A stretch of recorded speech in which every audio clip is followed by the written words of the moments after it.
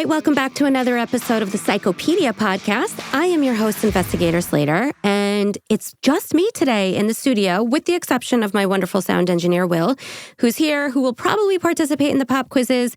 Otherwise, it's just little old me today, so I'm going to keep the intro short so we can dive into the case, because the case is a doozy. There's a lot of moving parts. There's a lot of information, and it kind of hits a personal note for me because of the topic, which you'll understand once I get going.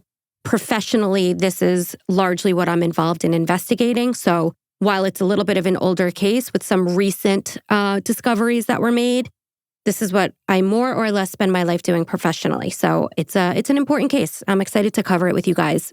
I have 2 teas in front of me right now. I am well caffeinated, even though I am off coffee.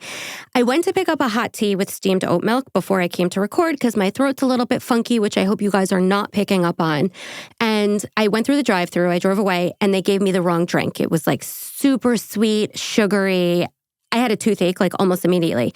So I went back and I decided to go inside, not to complain. I would never do that. I just wanted the correct drink. I wanted the one I like. So while I'm talking to the barista, I learned like just how many different ways you can get down with tea. So many ways you can get freaky with it, like steamed milk, flavors. The woman behind me told me to add lavender. Like, what? My interest in tea has officially been aroused. So any drink suggestions out there now that I bat for that team, let me know. So the case that we're doing today officially wraps up Sadistic September here at Psychopedia. I know it was a tough month. I really apologize for that. Sadistic cases are obviously by nature going to be horrible. We explored all different types of sadists. Unfortunately, there are many flavors of the sort. And I really just kind of wanted you guys to cut your teeth and to get ready for spooky season, because that is around the corner. And next week officially kicks off Psychopedia. So if Sadistic September was like a little too heavy for you, a little too much, Psychopedia is going to offer you like a different type of vibe. It's still going to be true crime, and it's still going to be horrific, and it's still going to be detailed and gory and fascinating, right? Our exploration of the psychology is going to bring us deep, but every case is going to be of the spooky nature. So brace yourselves. I want to give propers to some new patrons and to encourage everybody to join me over on patreon.com/psychopediapod, where it's a lot more of what you hopefully already know and love over here on the main channel. Extra true crime content, behind the scenes content, Be My Guest Unhinged, which is an opportunity for you guys to join me to be my guest co-host on a Patreon episode where we revisit past cases, we shoot the shit, we talk crime, we really talk a lot of things. I've grown really, really close to the patrons in the recent past. I'm very happy about, and I really would love to grow the family. So again, it's patreon.com/psychopediapod. We offer 2 tiers, a $5 tier, which is called Little Freaks, and a $10 tier, which is called Semen Demons. And I would be so grateful for any support that you can provide. If not, and you just want to continue listening on the public feed, I'm so happy to have you here. With all of my heart, I thank you. That said, I do want to give some propers to the patrons because, man, you guys are the realest of the real. It's incredible. It's incredible how much you guys pick up on in all of these episodes and the types of conversations we have over there that like really sit with me. It's really very engaging, as are your names. So here's what I got for you this week, or here's what you have for me this week. We have Zesty Sassy Bitch, which is definitely somebody I feel like I could hang out with. Luna Blank, Sarah Crank, Shelly H, a.k.a. Welly Bobs, Grow from the Dirt They Left You In, like mic drop, Rolanda, Kyle Panter, and I'm going to just pick one more, Lucid Babe. There's a lot more, thankfully, but I don't want to keep everybody here forever. Thank you to everybody who signed up. Thank you to everybody who's considering it. Thank you to everybody who's been with me since day one, or those who are starting with me today. If it is your first time here, welcome. If it is your 100 and whatever time here, welcome home, freak. Your Queen of Darkness is here to serve you today and always. With that said, let me serve you starting now. At exactly 5 a.m. on April 5th, 1980, Sister Margaret Ann Pahl's alarm shattered the stillness of the convent at Mercy Hospital in Toledo, Ohio, where she lived. Though her home was within the hospital grounds, her work took place in the chapels, a sacred space that she tended to daily. It was Holy Saturday, the day before Easter, and the eve of her 72nd birthday. So, unlike most mornings, there would be no early mass in either of the hospital's two chapels, as the first service wouldn't begin until late afternoon, which gave Sister Margaret Ann a rare chance to linger in bed just a tad bit longer than usual. Her typical morning ritual involved meticulous care of the chapels and the adjacent sacristies, which are the rooms where priests' vestments were laid out, gold-plated chalices and crucifix polished, altar linen smoothed, and candle wicks trimmed. Basically, as I've learned, sacristies are just the rooms where all of the stuff for services are kept and where the priests get ready before services. But on this Holy Saturday, the sister's duties were simpler, yet no less sacred. She was just to strip the altars of all decorations to reflect the somberness of the day and the mourning of Christians everywhere. Rising quietly at 5:30 a.m., which apparently was sleeping in for her, Sister Margaret Ann reached for her gray-rimmed glasses, washed up, and slipped into the Sisters of Mercy uniform, which was a blue sleeveless jumper over a white blouse with a black veil tucked over her white hair. A uniform that she'd worn proudly nearly her entire life. Sister Margaret Ann then walked to the nuns' dining area down the hall and ordered her usual breakfast, a grapefruit, raisin bran, and coffee. Then, at approximately 6:45 a.m., Sister Margaret Ann finished her meal, announced that it was time to, quote, fix up the chapel, and left the dining room with a smile. When she entered St. Joseph Chapel inside Mercy Hospital, she proudly and humbly got to work. This is where she felt safe. This is where she belonged. This is also where she didn't hear it. The subtle scrape of a shoe, the faint inhalation behind her. Didn't sense the presence that had crept into the sacred space like a shadow folding itself around her back, patient and waiting. A presence that would turn a familiar morning into her last one on earth.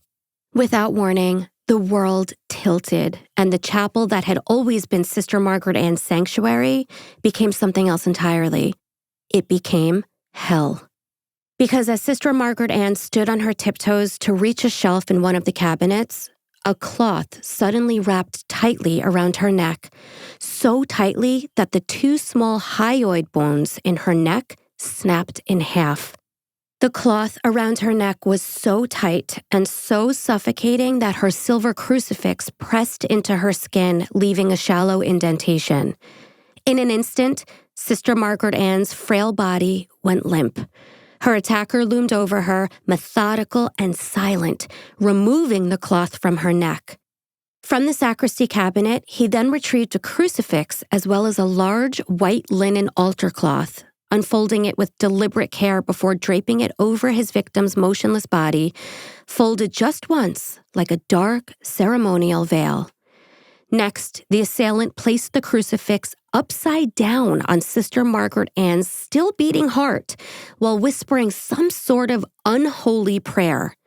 He reached into a duffel bag that he'd brought with him and removed a silver sword-shaped letter opener with U.S. Capitol emblems on the handle, which he then used to plunge into Sister Margaret Ann's chest, just above her collarbone, 9 times. The wounds he inflicted made an outline around the inverted crucifix that he'd placed on her chest, so that the sign of the cross was quite literally carved into her flesh. The attacker then removed a gold-plated chalice in which he collected the nun's blood. Realizing that her body was no longer generously bleeding out since now her heart had stopped beating, the attacker flew into a rage and proceeded to stab Sister Margaret Ann in the left side of her chest, neck, and face a total of 22 times. Then he took the handle of the letter opener and pressed it against the nun's forehead while saying a final prayer. The sacrifice was complete. Almost, because the killer wasn't finished. One final, unspeakably horrific act awaited, something so grotesque, so utterly depraved that when I finally tell you what it is, it will haunt you every single time you think of this case. And it will be revealed, but not yet. Before we descend into that darkness, we have to start at the beginning to know exactly what we're in store for. Because the perpetrator of this heinous murder was not some masked bandit or psychotic escaped hospital patient. The killer was unbelievably a priest. So, with that, today we are talking about the murder of Sister Margaret Ann Pahl, as well as satanic ritual abuse, child abuse, sexual assault, human sacrifice, institutional cover-up within the Catholic Church, and a decades-long investigation filled with chaos and corruption. Because this is the case of the holy horror, faith betrayed. Margaret Ann Pahl was born April 6, 1908, in a wood-framed farmhouse near the village of Edgerton, Ohio. She was raised by her parents, Frank and Catherine Pahl, on 200 acres of farmland alongside 8 siblings near the St. Joseph River, not far from the Indiana border.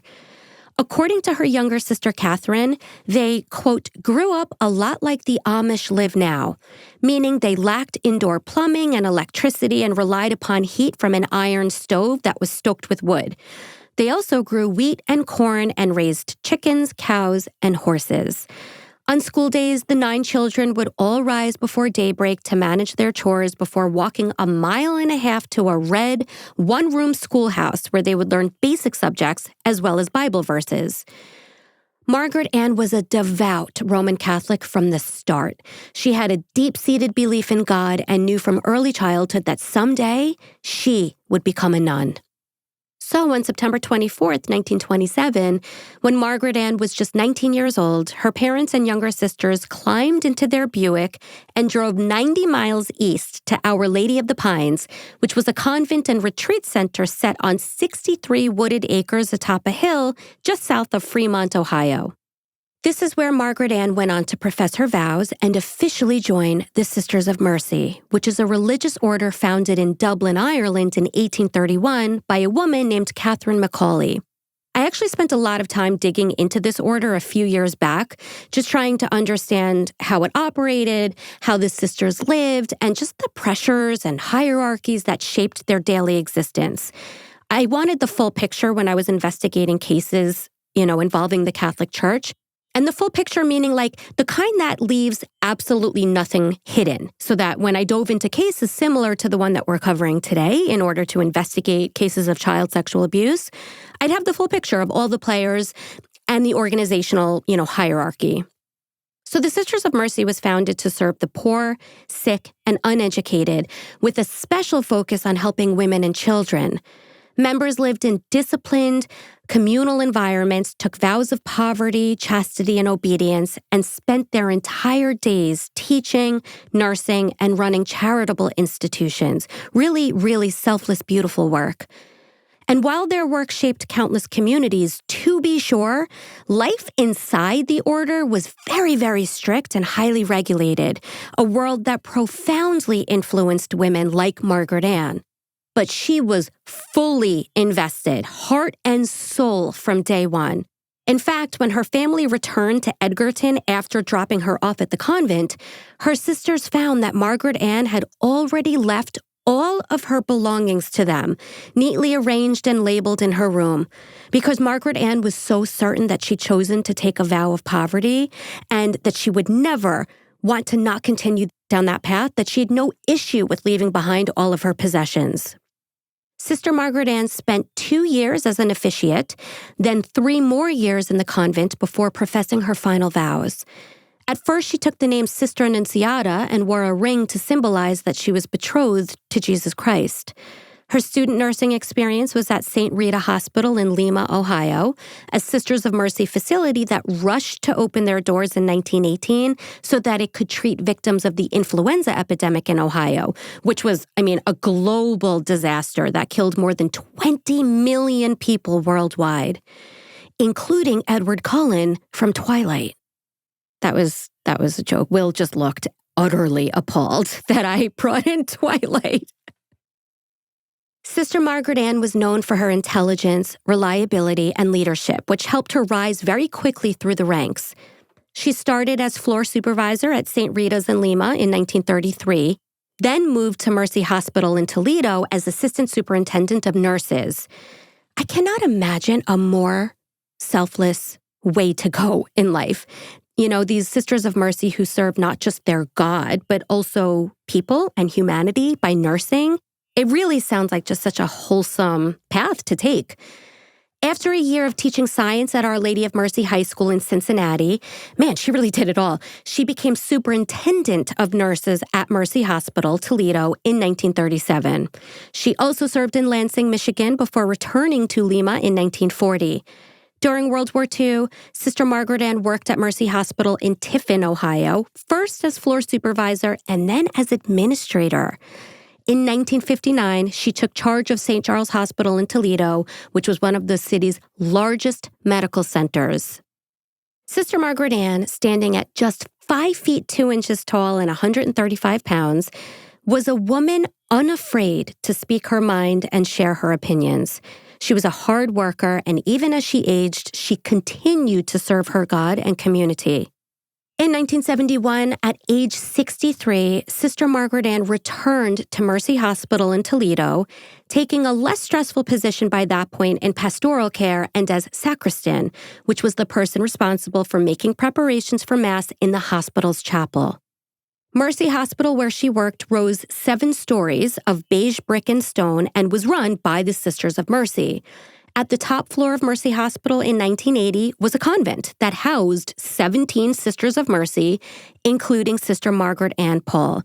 So she lived and she worked inside that hospital. The space where she lived was secluded, serene, and just a stark contrast to the chaos below, where the nuns all worked and trained as nurses and offered both medical care and spiritual solace. Each sister had a modest room on the 7th floor as well, including just a bed, nightstand, dresser, and closet, and all of the walls, which were painted a pale green, were adorned with a single, solemn wooden crucifix.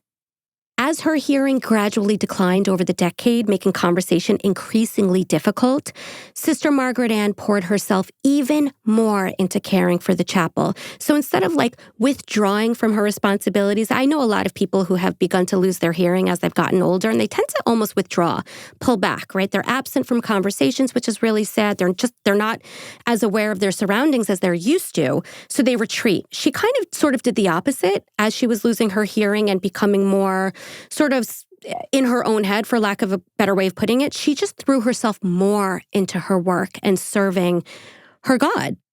She kept that chapel absolutely immaculate and ready for services and was always available to assist the priests in ministering to anyone seeking a moment of connection with God within those hospital walls.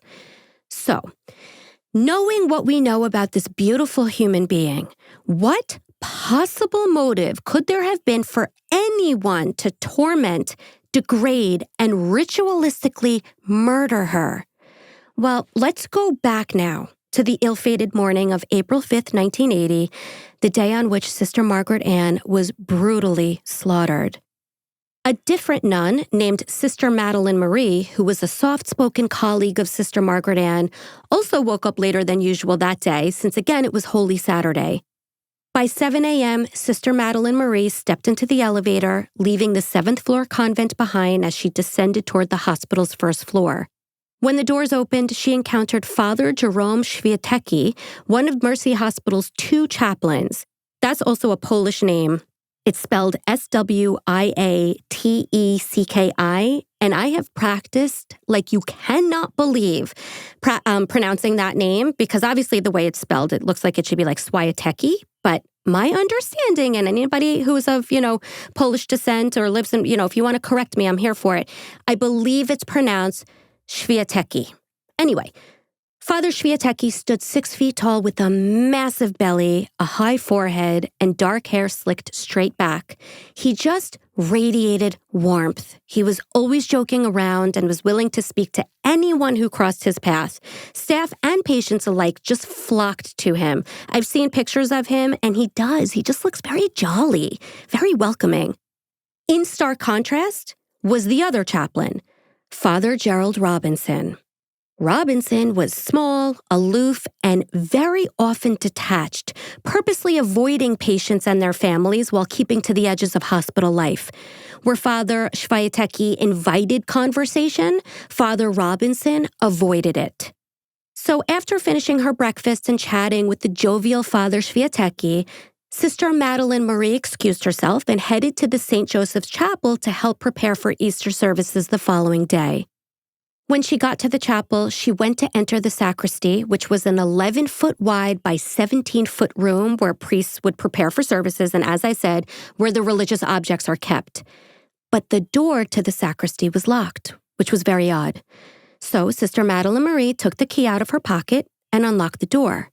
Never in a million years expecting to be confronted with the absolute horror show that now laid before her. The room was dark, so she initially thought that the body on the ground was a CPR doll, since she was in a hospital after all. But of course, the body was no mannequin. Rather, it belonged to her elderly sister in faith, Sister Margaret Ann. Sister Margaret Ann's arms had been laid straight out to the side, as were her legs, so that her corpse resembled the shape of a cross. Sister Margaret Ann's blue dress with her gold crucifix on its lapel had been neatly folded and placed on her chest, so we have a little bit of staging going on here. Her girdle, underwear, and stockings were slid down and were hanging off her right ankle, exposing her entire pubic area. Sister Madeleine Marie bolted from the room, her scream ripping through the air like shattering glass. After encountering another nun named Sister Philip, Sister Madeleine Marie cried out, quote, "Sister Margaret Ann has been raped." Because you see, what I didn't share with you during the intro, which was awful enough, is that Sister Margaret Ann's attacker removed her girdle and underwear and hiked her dress up above her waist, all the way to her chest, so that he could rape her with the same crucifix that he placed upside down on her chest, which was then used as a stencil for when he stabbed her 9 times. And as this vile human being sexually assaulted the 71-year-old nun with a crucifix, the same one that she had lovingly polished and placed out on the altar for services each week, we later learned that he screamed out the following, quote, "Here, this is your God, hanging lifeless on the cross. See what good he did for you? You spent your life serving him. Here's what I think of you and your God. Here's what I think of your church." End quote. The Toledo Police Department was called at 8 a.m. You ready for this alliteration? Officers Dan Dieter and Dave Davison responded to the call. I love it. When they arrived, someone had pulled Sister Margaret Ann's dress back down to cover her private area, which I understand. I mean, from a crime scene perspective, you'd never want to tamper with the crime scene or potential evidence, but from a human element, I can absolutely understand why someone did that. Father Swiatek arrived at the scene as well, visibly shocked and appalled. Apparently, he just absolutely blanched when he saw Sister Margaret Ann. And he leaned over her body to touch her forehead with anointing oil as he recited the sacrament of the sick and the dying, or what, as I understand, it's known as the last rites. 5 more high-ranking law enforcement agents arrived, including veteran detectives and members of the sexual assault unit. The room pulsed with quiet urgency as they fanned out, notebooks open, flashlights catching every shadow, large horseman cameras snapping photos, and each officer acutely aware that answers were slipping through the cracks with every moment that passed. Pop quiz. Which statement is true? A. Law enforcement were only permitted to take black and white photos of the crime scene because color photos were deemed too graphic to show to juries. B. One of the uniformed officers slipped on the blood, contaminating the scene so badly that it had evidentiary implications down the line. C. One of the detectives renounced his faith on the spot and walked off the case. Will, what you got for us today? I'm going to say that it's, oh man, I really hope it's not B, but I also hope it's not C. I think it's going to be B. You're incorrect, my friend. I'm so sorry. The answer is actually A, which I think is really, really interesting. It just also shows you like how different times are now. They were only permitted to use black and white cameras because they felt if and when something goes to trial, showing colored pictures of like really gruesome crime scenes would just be too much for jurors. It's like nowadays on social media, everything's unraveling like in living color, in real time. It's just wild. And then we keep scrolling like as if it's, a recipe that we're looking at and taking note of and moving on to a TikTok dance. It's absolutely wild. And this wasn't terribly long ago either, when you think about what a significant change there has been in the way we think about like protecting our peace or not. After Sister Margaret Ann's body was removed from the scene, Dr. Renata Fazekas, a deputy Lucas County coroner, performed the autopsy. In her report, Dr. Fazekas detailed numerous stab wounds and evidence of strangulation, which again, she was strangled, but that's not how she died, as well as 6 stab wounds to the left side of Sister Margaret Ann's face, 15 stab wounds to the left side of her neck, and 9 stab wounds to the left side of her chest. And those were the ones that were in the shape of the inverted crucifix. The murder weapon penetrated the nun's carotid artery, larynx, trachea, esophagus, vertebrae, and left lung, with the deepest penetration measuring 3 inches. So between the amount of stab wounds and the force and the depth of the incisions, we can officially say that what happened there was overkill.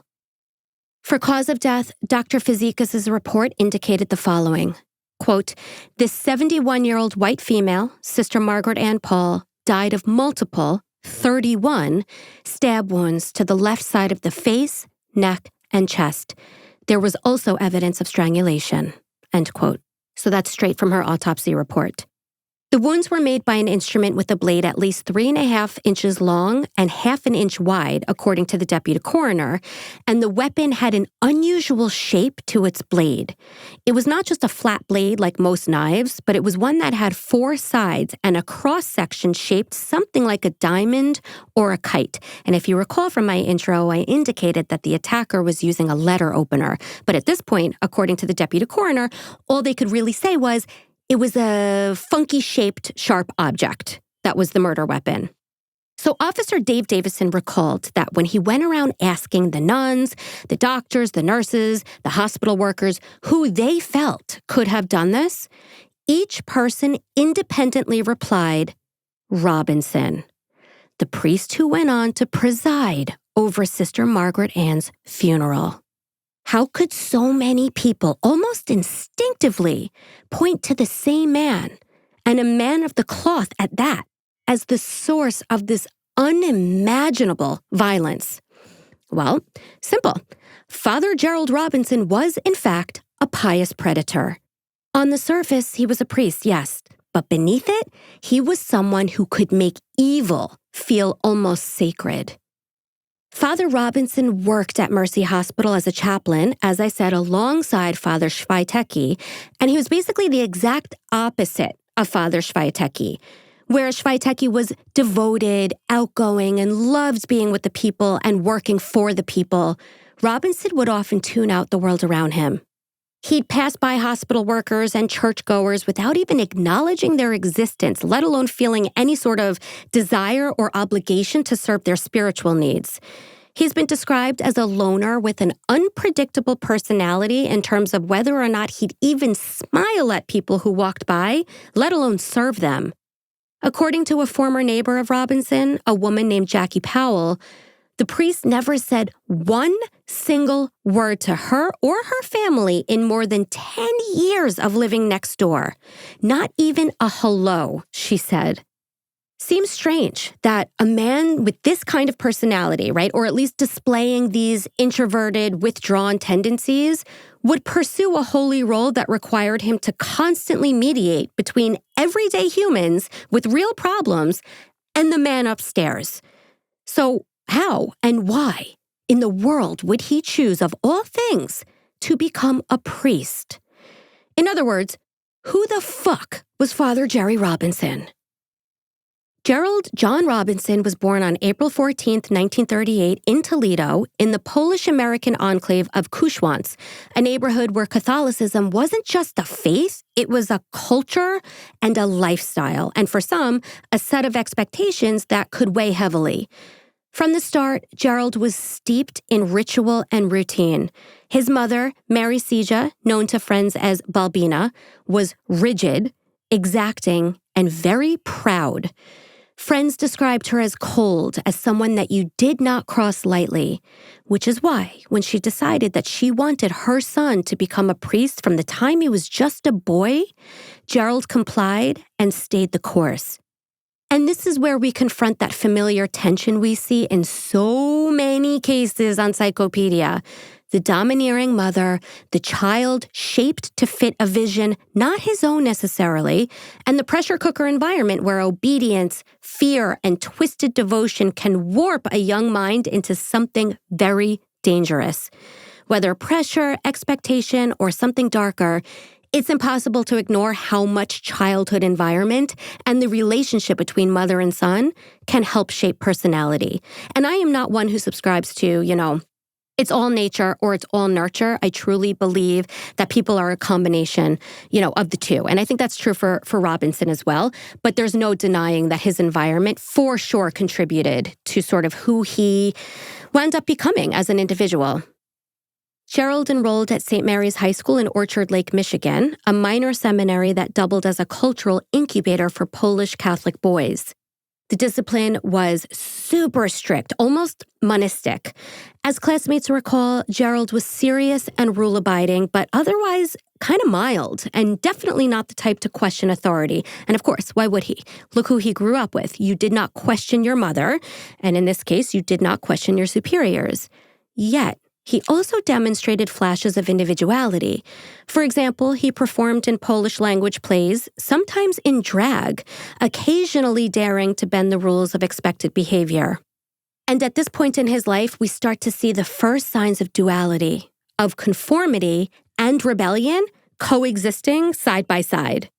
Gerald was ordained in the Queen of the Most Holy Rosary Cathedral in Toledo on May 30th, 1964, and he became one of the few American-born priests fluent in Polish, a skill that would anchor him deeply in the community. He was assigned first to St. Adalbert's and then eventually to a cluster of parishes in Courchevel, where he would serve for decades.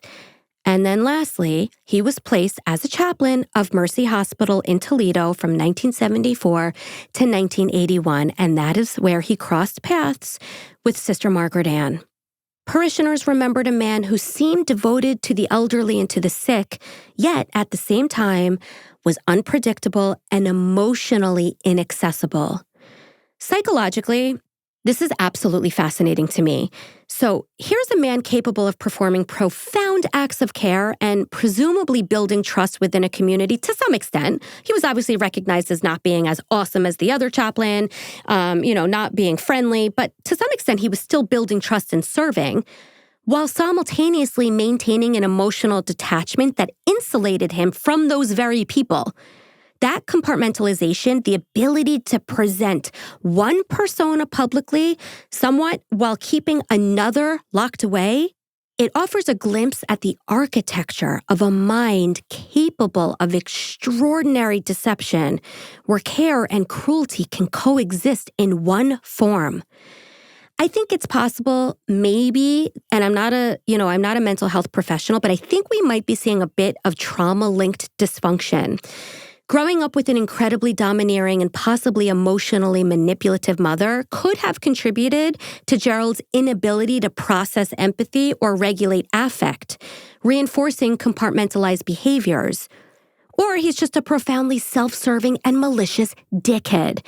Not everything has a deep-rooted psychological explanation, right? Like, sometimes people just suck. Because honestly, think about it, like lots of people exhibit duality. Baking cupcakes for the PTA meeting while secretly imagining how many ways they could hide a body in plain sight. Duality. But very few actually graduate to committing murder. Unless you're serial mom or a priest named Gerald Robinson, as it were. Because you see, Gerald Robinson was much, much darker than anyone ever thought. Quirky, yes. Little antisocial, yes. But dark, I don't think anybody really saw it coming until a body showed up. And let me tell you, Father Gerald Robinson was seriously disturbed, certainly for what he'd done to poor Sister Margaret Ann, which we're going to revisit momentarily, but also for his involvement in something so horrifically twisted that if I didn't do what I do for a living, I'm not even sure that I'd believe it was even possible for a man of the cloth to stray so far from everything holy, everything human, everything we're told a priest or a religious figure should be. So strap in and brace for what I am about to tell you. I don't think you could possibly even know where I'm going. I was floored. According to a Toledo nun named Sister Mary Curtis, when she was just a small child in pigtails, beginning at the age of 2 years old, she endured such horrific physical, sexual, and psychological abuse at the hands of many Catholic priests that she's required ongoing therapy and psychiatric care ever since. As explained by Sister Mary Curtis, she was raped by priests as part of a satanic ritual. And during these rituals, she was forced to perform dark, disturbing, violent, and humiliating acts.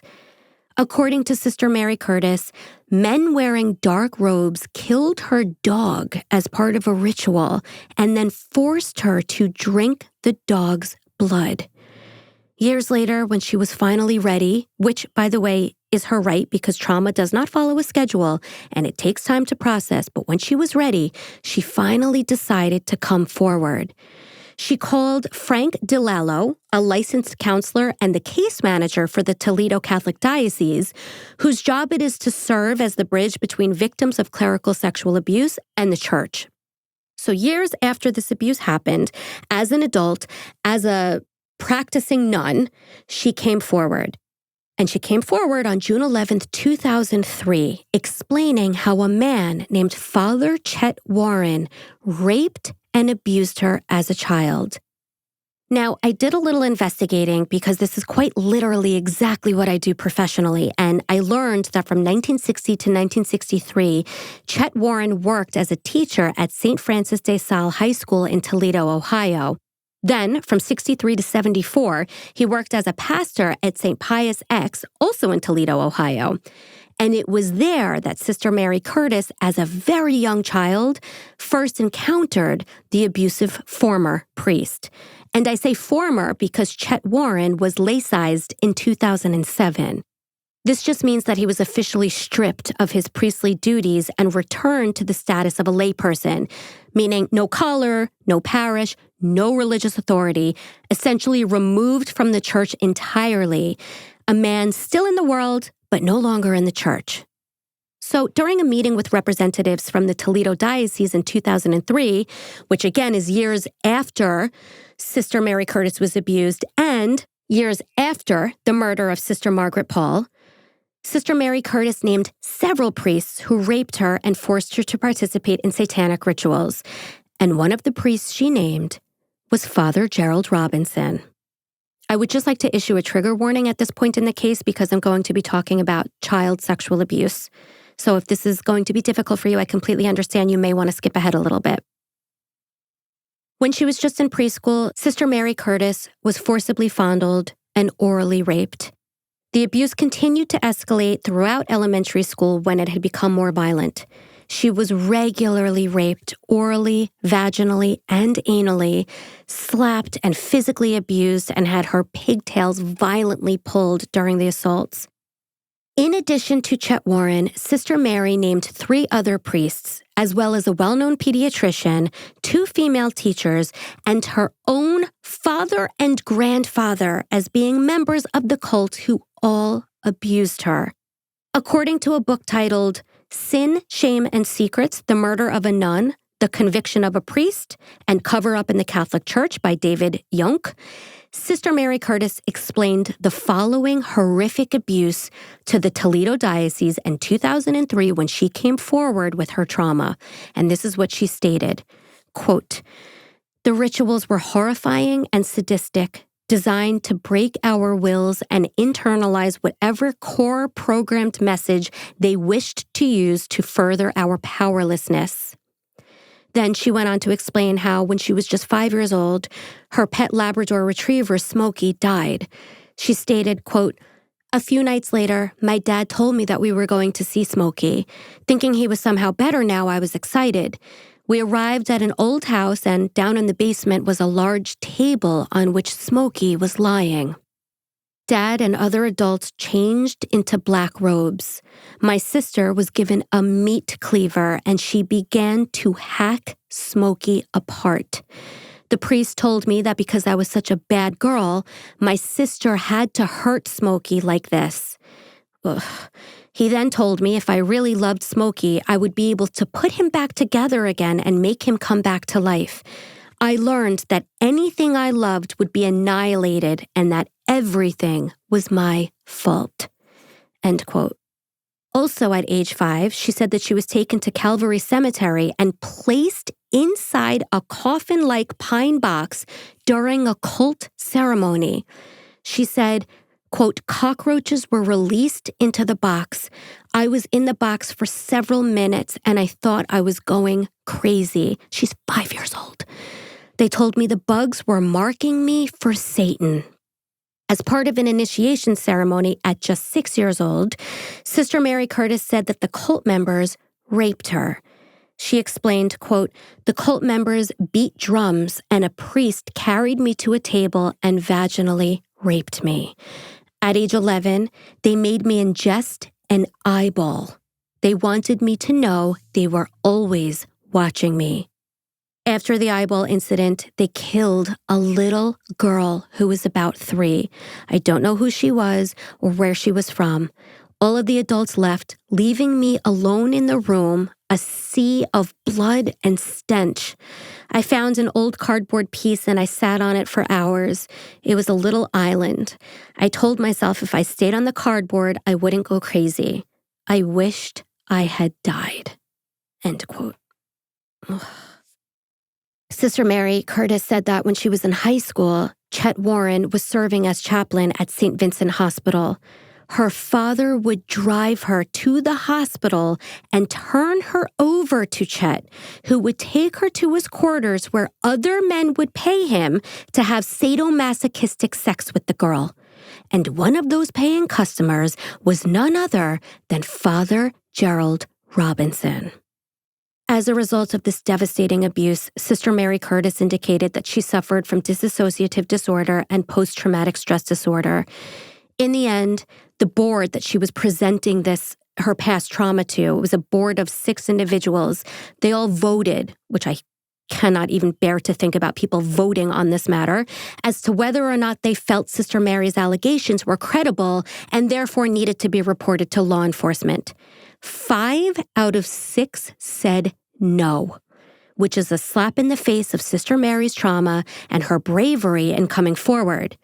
As she stated, quote, "The diocese was saying that they didn't think my allegations were credible, but even if they felt it was a pile of cockadoodie, they should be mandated to report it because of the murder allegation." End quote. Because remember, she claims that she witnessed a little girl being ritualistically sacrificed.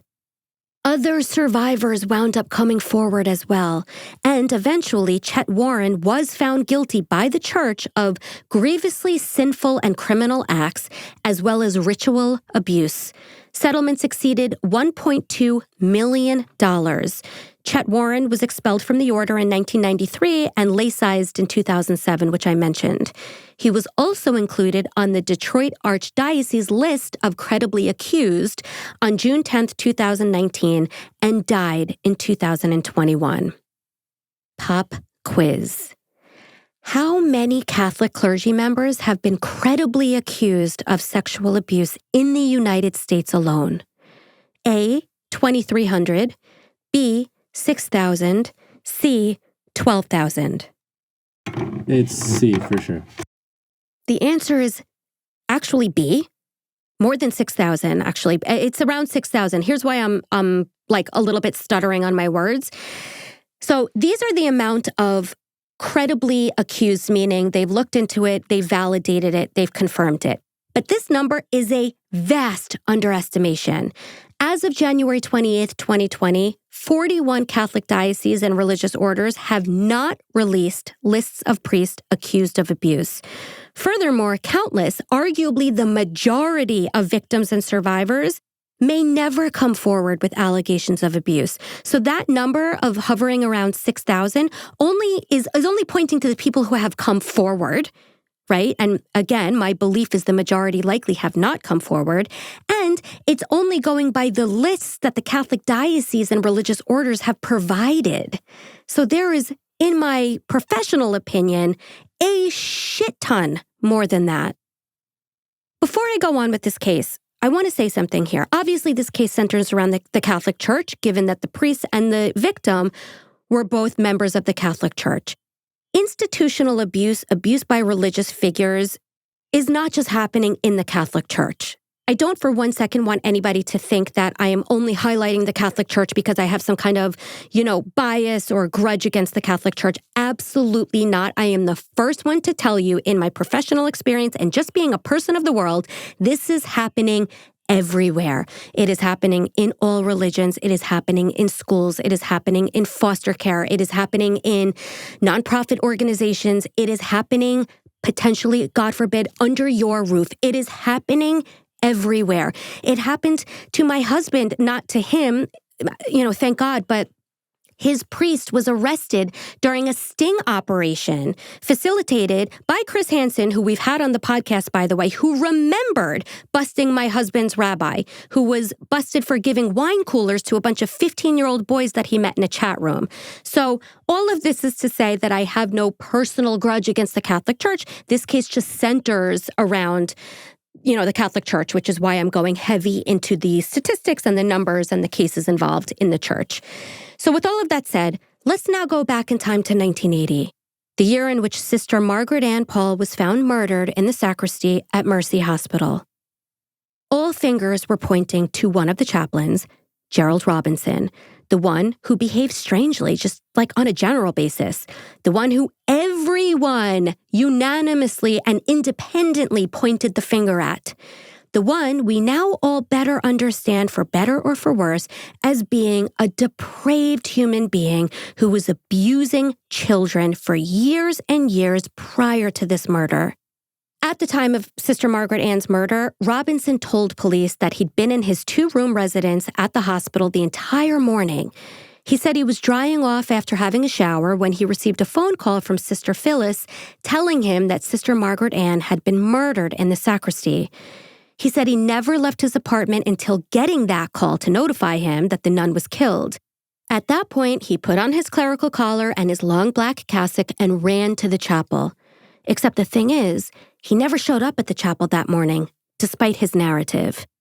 10 days after the murder, police determined that the killer had to have been someone who knew Sister Margaret Ann, someone with extensive knowledge of religious ritual, and someone with both an opportunity and a motive.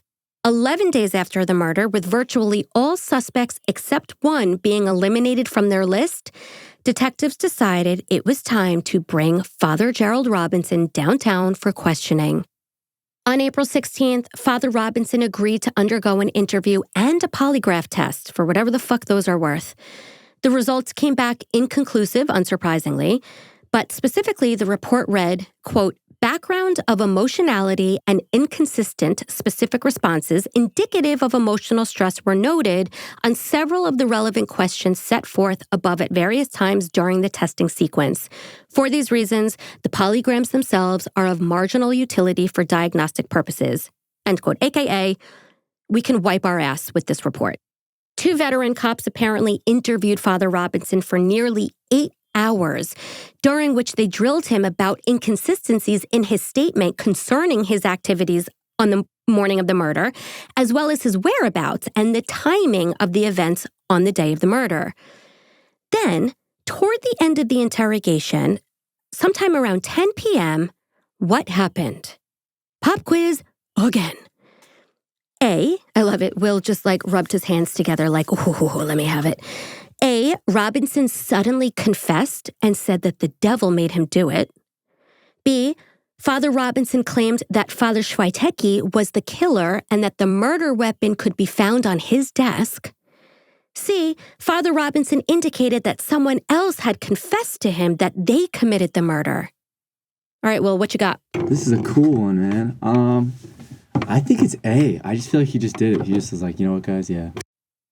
He did not confess. He did not. He is way too arrogant and just a piece of shit to take ownership. So it's not A, unfortunately. The answer is C. So he suddenly claimed, after being interviewed for 8 hours, that quote unquote someone had confessed to him that they were responsible for Sister Margaret Ann's murder. And under the sacred seal of the confessional, a protection that is recognized by both canon law and in many jurisdictions civil law, he therefore refused to reveal the identity of the penitent, which is a solid-ass word, penitent. Father, do you realize how serious this is? Detective Marks asked, to which Father Robinson, in a now complete 180, replied that it didn't matter how serious this was because he made it all up. Nobody confessed to him. He was just kidding. When asked why he would do such a thing, why would you make that up after 8 hours of being interviewed, the priest explained that he was simply exhausted and he just wanted to go home. So he said what he thought he needed to say to get the interview over with. Father Robinson signed a waiver to allow law enforcement to search his home without a warrant, and then he left the precinct. Sure enough, during the search, detectives discovered a 9-inch long, sword-shaped letter opener with U.S. Capitol emblems on the handle opener sitting on top of Father Robinson's desk. A letter opener, mind you, that did not test positive for any prints at the time. What does this tell you guys? It tells you that it had been wiped clean. So not only was the presumed murder weapon discovered to be in Father Robinson's possession, but it also suggested a level of premeditation or deliberate concealment. However, after detectives pulled the priest back in for additional questioning following this rather damning discovery, it was determined that he would not be charged. And a Monsignor suddenly arrived to escort the suspect out of police headquarters, or should I say, former suspect. The official reason why no criminal charges were filed at that time was because certain forensic techniques were not available to law enforcement authorities to implicate Father Robinson. Additionally, many reports concerning Father Robinson, as well as 148 related documents, were being withheld by the Toledo diocese. I just want to take a second and tell you what a diocese is, in case you don't know, because if you're not Catholic or you're just not aware of the term, I realize it could be confusing because I've said it a bunch of times now. A diocese is basically a church district or region that a bishop is in charge of, and it includes all the local churches in that area, and the bishop oversees the priests and the activities within those churches beneath the diocese. So I want to shed some light on these missing reports and documents. And I want to say that not as an outsider, but as someone who has, literally spent her days wading through the wreckage left behind by predators and the institutions that protected them. I am an investigator for my family's law firm, representing amongst many other, survivors, but survivors of clergy sex abuse. What does that mean? That means that I read files that feel like open wounds. I sift through reports and memos that were deliberately doctored or hidden, and I watch the paper trail twist and disappear like smoke. These aren't just missing documents. They're the echoes of lives interrupted, of trust ripped apart, and of innocence stolen. What you're seeing here in this case, we'll talk about this case in particular, what you're seeing isn't clerical mismanagement or a silly oversight. It's a carefully orchestrated cover-up that stretches all the way to the top. For decades, the church has shielded abusers and has quietly relocated them from parish to parish, diocese to diocese, while telling the world and the victims and survivors that they're safe. Cardinals, archbishops, even officials in the Vatican had knowledge of abuses and in many cases did nothing. Or worse, actively intervened to protect the accused and the guilty rather than the victims. And I've seen the remnants of it in the files that I've examined. Notes that vanish, case reports that were lost and suddenly found, testimony quietly buried under bureaucratic red tape. And why? Because the nefarious players involved, and not everyone in the church has had a hand in this. Please understand that, obviously. But those who did, their priorities were never about protecting children. They were only about protecting power, influence, and image. Preserving reputation trumped humanity. Silencing victims became standard procedure. Whistleblowers were intimidated, discredited, shamed, ignored, or worse. And every time I trace these patterns, every time I follow a trail of evasive memos or missing reports, I feel the weight of a system that weaponized bureaucracy to conceal brutality. And the consequences are devastating. Entire generations of survivors have just been left to carry trauma in silence while abusers continued unimpeded. They were just relocated to go target a different group of children. And again, make no mistake, these institutional cover-ups, they were never accidental. The cover-up wasn't a local failing. It was an institutional decision, a culture of silence mandated from the top down. For survivors, justice was postponed indefinitely, often until it was too late.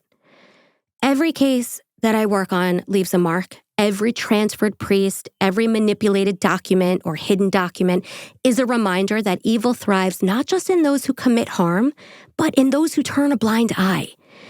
And my job is to help drag those truths back into the light, to give a voice to the silence, to hold accountable the ones who hid behind robes, titles, and sacred vows. And just a few months ago, my brother was amongst many who, I will say he played a key role in negotiating a historic settlement for survivors. The Archdiocese of Los Angeles agreed to pay a record-breaking $880 million to 1,350 victims, pushing its total payouts to an astonishing $1.5 billion. And I will tell you, money does not make up for what these individuals endured. It doesn't. What the hope is that it can help to bring a little relief, financial. It can help to bring a little bit of closure and a little bit of acknowledgement, if nothing else. But I will tell you, it almost doesn't even matter the check that many of these survivors have received or will receive. It's not about that for most of them. It really isn't. Question, was that like a civil case? Yeah, it was a bankruptcy case, but yeah. Damn. So would it provide precedent as well or no? Yeah, I mean, for sure. There's other bankruptcy cases going on in other dioceses as well. So yeah, it definitely paves a blazing path for future settlements. And in many cases, these perpetrators, criminally, they can't be charged. A lot of them are dead at this point too, because the abuse goes back decades and decades. So this is why, at this point, the only sort of retribution, if they're not going to see their perpetrator thrown behind bars, is financial settlement. Back to the case. So all of the evidence that was collected, both from Father Robinson's apartment and from the crime scene itself, included the 10-foot bloody altar cloth, Sister Margaret Ann's blue shoes, white girdle, pantyhose, white bra, blue slip, white blouse, blue sleeveless dress, black veil, and necklace were all thrown into an evidence bag where they would sit untouched for 2 decades. A blood specimen was taken, as well as oral, rectal, and vaginal swabs, and hair samples from Sister Margaret's head and pubic areas. Witnesses, including a doctor named Dr. Jack Barron, who literally saw a man exactly fitting Robinson's description leaving the scene of the crime, as well as a lab technician named Grace Jones, who saw a priest walking out of the chapel carrying a duffel bag, were more or less dismissed. For now. Keep this in your back pocket. Furthermore, responding officers Dave Davison and Dan Dieter were abruptly pulled from the scene at the time of the murder, even though they were the responding officers, and suddenly redirected in order to investigate a random, suspicious black male at the downtown Greyhound bus station. And it struck them as strange, as it should, especially since they were the first on the scene and had no leads suggesting that this person had anything to do with the crime inside the hospital. No witnesses mentioned seeing a black man. No one at the hospital had even hinted at a connection to this supposed suspect. Off the bat, corruption seeped into this investigation and derailed any hope of an honest pursuit of justice and steered it toward cover-ups, misdirection, and the protection of those in power. 10 years later, after retiring on disability and freed from the fear of professional retaliation, Officer Dave Davison launched a one-man crusade to reopen the investigation into Sister Margaret Ann's murder. Despite countless people quietly pointing fingers at Father Gerald Robinson, nothing had changed. So Davison wrote to the police chief, the mayor, the Ohio governor, the state attorney general, the U.S. attorney general, the president, even Pope John Paul II, pleading for the case to be reopened. He argued that both the Toledo Police Department and the diocese had conspired to protect Father Robinson, prioritizing the reputation of the Catholic Church over justice for the nun. Davison was convinced that the department had deliberately slowed the investigation, threw him and his partner down a wild goose chase, fearful of what would happen if the brutal slaying of a nun led them straight to a priest. Because keep in mind, most of the city's top-ranking police officers were Catholic. So was the Lucas County prosecutor in 1980, and many judges too. The Toledo Catholic Diocese, which was founded in 1911, basically had the city wrapped around its finger. No one wanted to arrest a priest and ignite a scandal of unprecedented magnitude, which sucks. But remember what I said in the beginning, right? Like Catholicism was not a religion on its own. It was a whole lifestyle, a whole identity of a community, which I'm not saying I understand why they didn't move forward with the investigation. I'm just kind of like saying that is their quote unquote reasoning, perhaps, for not taking it seriously, which is no reasoning at all. Shame on all of them. So the investigation never really chased its most obvious suspect. They avoided looking too hard, afraid that their work would uncover the one man they just did not want to touch, Father Gerald Robinson. And so the devastating, brutal murder of Sister Margaret Ann Pahl remained unsolved with no leads until 2003 when police received a letter from a woman named Sister Mary Curtis who claimed that Gerald Robinson had sexually abused her when she was a child, involved in a series of satanic ritual abuse that also involved human sacrifice. Thus, 24 years after Sister Margaret Ann's death, in May 2004, a cold case team of investigators, including Detectives Steve Forrester, Tom Ross, and Terry Cusino, reopened the case. Dean Mandros, the chief of the criminal division in the Lucas County Prosecutor's Office, ordered the exhumation of Sister Margaret Ann's body from her grave at Our Lady of the Pines Retreat Center in order to obtain DNA evidence. Obviously, there's going to be way more available in the way of DNA in 2004 than there was in 1980. Dr. Diane Barnett, Deputy Lucas County Coroner, conducted the re-examination of her remains, along with some detectives and representatives of the Sisters of Mercy religious order. They were all in the room during this second autopsy.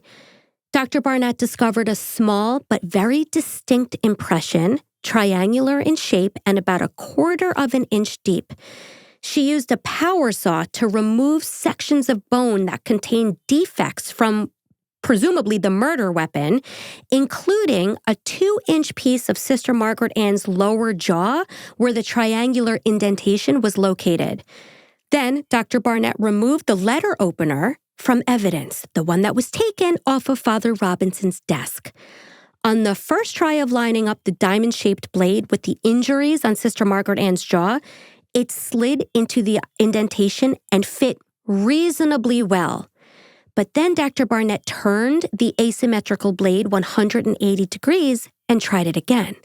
This time, she said, it slipped into place and made, quote, a perfect fit. It is my conclusion, Barnett told investigators, that based on my 21 years of experience as a deputy coroner and based on my knowledge and my training, that this weapon caused these injuries. Either this weapon or a weapon exactly like it." End quote. Adding to that, Dean Mandros from the prosecutor's office indicated that the blade fit the uniquely shaped hole in the jawbone, quote, "like a key in a lock." The case against Father Gerald Robinson went to trial on April 24th, 2006, where he pleaded not guilty. Now, the state was not required to prove a motive, but Dean Mandros, chief of the criminal division, as I said, in the Lucas County Prosecutor's Office, said that he was still going to offer a possible explanation for why the priest committed the murder. In criminal trials, by the way, if you're wondering why the state didn't need to prove motive, they don't need it to secure a conviction. What matters is that the defendant committed the crime. So in other words, motive or why someone did it, it can help the jury understand the context or the intent, but it is not legally required. Still, Dean Mandros offered a possible motive just to provide that context and insight into why this horrific crime would have been committed. Okay, so he obviously called a bunch of people to the stand, right, to talk about what happened and to help provide some insight, some context. The killing was committed by someone with a deep understanding of church symbols and rituals, according to the testimony of Reverend Jeffrey Grobb of Chicago, who is an expert on the occult. Sister Margaret Ann had a smear of blood across the forehead, which we know, because remember during my intro, I said that the assailant, aka Father Robinson, took the handle of the letter opener and touched her forehead to anoint her. So that's where that blood came from. And according to Father Grobb, the killer was making a mockery of the last rites of the Roman Catholic Church by doing that. Father Jeffrey Grobb, who, by the way, was a priest and exorcist with expertise in rituals, as well as being a total G when it comes to occult, also testified that he found multiple signs Sister Margaret Ann had been the victim of a satanic ritual slaying. That said, Dean Mandros said that he did not believe that the nun was killed in a black mass or an occult-type slaying. Rather, Father Gerald Robinson killed Sister Margaret Ann, according to Dean, because she, quote, "was a dominant woman, and Robinson was an angry man, angry at the nun, angry at God, angry at the church, angry at the world." Furthermore, the nun apparently complained that the Good Friday service held by Robinson 18 hours before her murder was too short. So, with that, Dean stated, quote, "This case is about perhaps the most common scenario there is for homicide. A man got very angry at a woman and the woman died. The only thing different is that the man wore a white collar and the woman wore a habit." According to Dean, pulling Sister Margaret Ann's underwear down around her ankles and then penetrating the virginal nun with the letter opener, a crucifix, and his finger was a way for him to further humiliate the nun and assert his final dominance over her. The prosecution presented the letter opener matching the wound in the sister's jaw, imprints on the altar cloth that closely matched the same letter opener, because remember, he was stabbing her through the cloth, and the 3 witnesses that I mentioned earlier who said that they saw the priest or a man matching his description near the chapel around the time of the killing. Remember when I told you to keep that in your back pocket? This is why. Those 3 witnesses were now called to explain what they saw. The defense basically just poked holes in the prosecution and hinged much of their argument on the fact that Sister Margaret Ann was an elderly woman with brittle bones, so the wound in her jaw could not definitively been linked to the letter opener that was found on Robinson's desk. The defense also claimed the prosecution was holding out, that they had a tape of the initial interrogation, but were refusing to give them a copy. The prosecutor's office countered and denied that such a tape even existed. So as you can see here, all of this is to say the defense had shit. In the end, Judge Ossowick indicated that the jury had reached a verdict at 11:02 a.m. on May 11th, 2006. 68-year-old Father Gerald Robinson was found guilty on all counts. His attorneys dropped their heads forward ever so slightly as the priest stood completely still, staring straight ahead, blinking just a few times, but otherwise showing no emotion. This was the second conviction for homicide of a Catholic priest in the United States, and you should all know the name of the first priest ever convicted of homicide in the United States. But if you don't recall, I will give you a hint. He was featured in our very first ever case covered on Psychopedia, like literally episode 1, and he once cut off a chicken's head and placed it on the tip of his penis.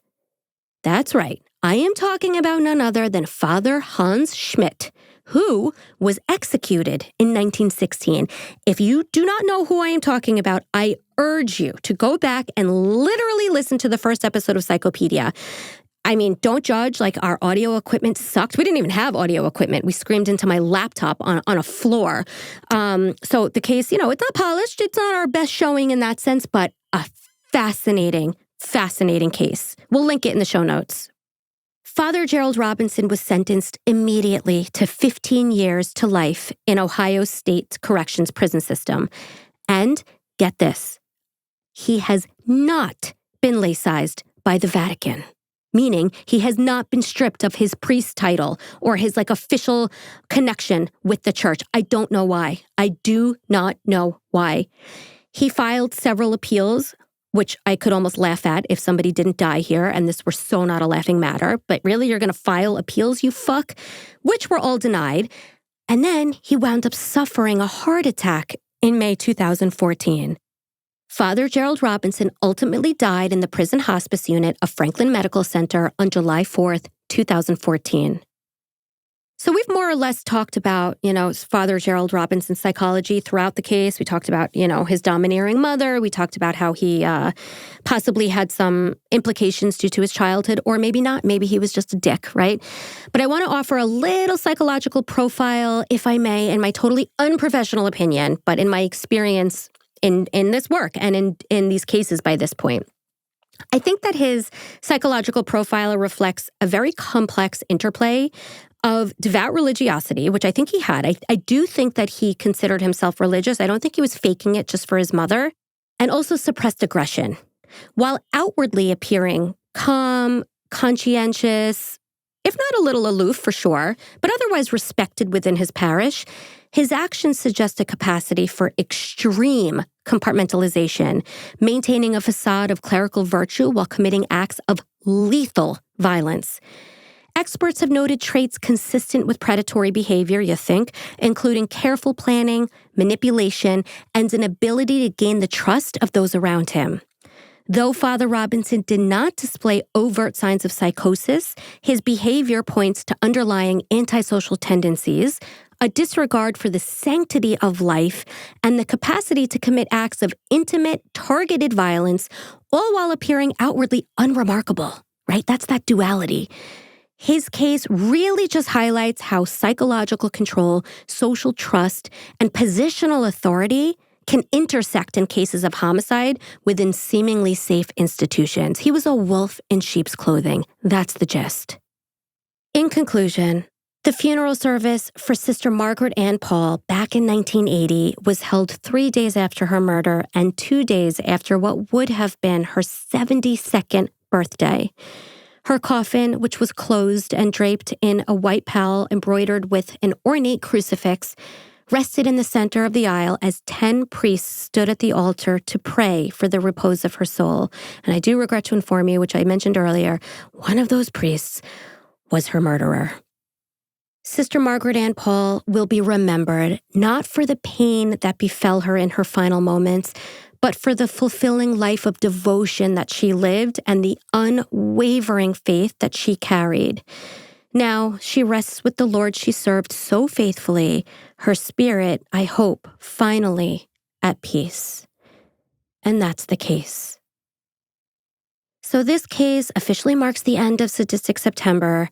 Obviously, this case hits home for me personally, home for, my family and the work that we do at my family's law firm, and just constantly up against these institutional giants. And it is not just the Catholic Church, as I mentioned. In defending the people who for years and years and years, decades have been silenced. And as a result of that silence, it has continued. The abuse has continued. The trauma has continued. And it is just time for it to stop. It is time to protect innocent people and stop putting anything else above that. Guys, if you're still here, you are the realest of the real, and I thank you from the bottom of my black heart for being here with me. I see you all. I feel you all. If you would be so kind as to do your part and leave a heart on Spotify, Apple, wherever you listen to this, that would be great. My eyes will land on it, and I will feel the warmth, and then in return, I will send out my gratitude into the universe to you. Definitely join me next week because we are kicking off Psychopedia. We are officially in spooky season, and I want to celebrate that every second I can with you guys because you guys are my people. And that's it. That's all I got. Check out patreon.com/psychopediapod for a lot more of this kind of stuff. And I love you, and thank you for listening. Bye.